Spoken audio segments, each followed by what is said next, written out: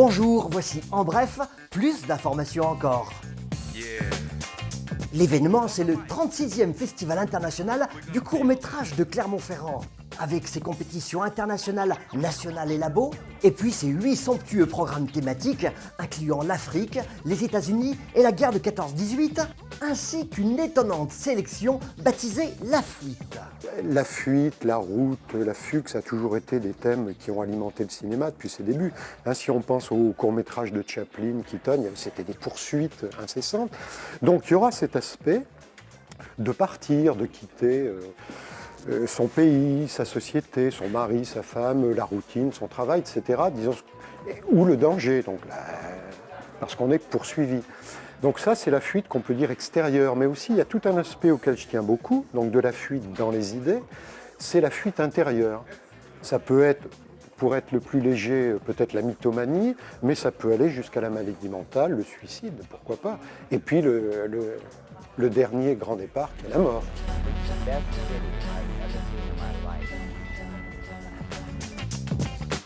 L'Electric Palace fait aussi son cinéma en parallèle au festival du court-métrage, en revisitant dans la bonne humeur le mythe américain, avec concerts, spectacles, rencontres et gastronomie, sous chapiteau Place Gambetta, ainsi qu'à l'Electrizio Palazzo, tout près de la Maison de la Culture. Une autre institution cinématographique incontournable, le cinéma d'art et d'essai Loriot à Clermont-Ferrand. Sa programmation, en dehors des sentiers battus, nous fait découvrir des conceptions novatrices du cinéma. Hicham Lasri nous présente un film qui vient du Maroc, qui s'appelle 7 les chiens, qui est un film que moi je qualifie de nouveau cinéma. C'est-à-dire qu'on voit apparaître maintenant des réalisateurs qui ont des partis pris de cadrage, de rythme, de narration qui sont vraiment différents. La caméra est un personnage, il y a des destins parallèles qui s'entrecoupent, et il y a un personnage qui est une sorte de zombie qui sort des geôles marocaines où il avait été retenu un peu par hasard une trentaine d'années en arrière quand il y avait eu les émeutes du pain. Et cet homme-là sort de prison comme ça, à l'improviste, on va dire, il est relâché, sans raison valable, pas plus qu'il y en a eu de l'interné. Et puis il doit redécouvrir la vie. Et il se heurte à la vie moderne, il se heurte aux gens, il se heurte à Facebook, on parle beaucoup de Facebook et des communications modernes. Et cet homme-là erre jusqu'à ce qu'il retrouve la lumière. Ce qu'il faut dire, c'est que le 29 janvier à 20h30, Hicham Lasri sera avec nous pour rencontrer les spectateurs au Rio.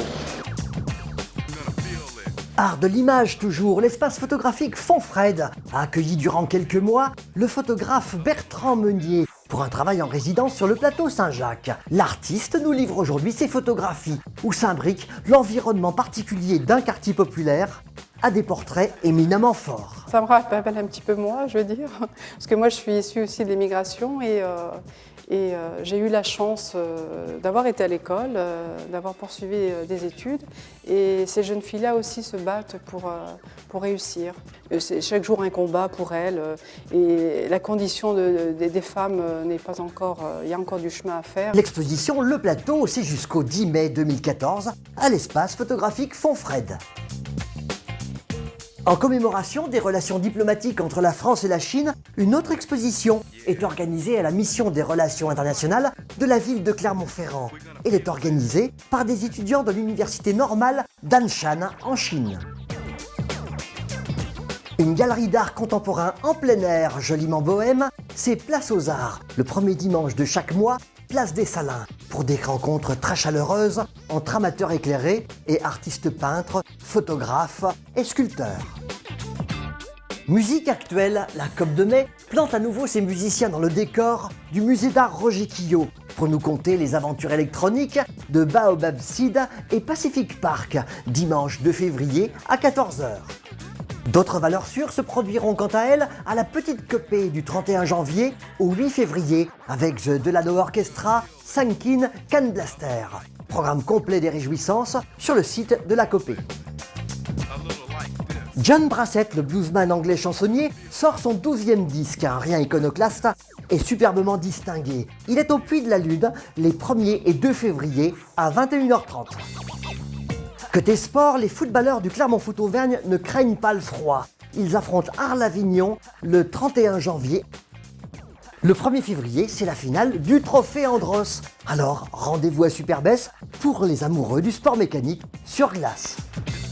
Vive le sport en famille avec C'est Dimanche. Le 2 février, c'est au gymnase Perrier. Au programme, taekwondo, boxe anglaise, badminton, tennis de table. C'est toujours gratuit et c'est de 14h30 à 17h. Voilà, brièvement dit, à la semaine prochaine, à très bientôt.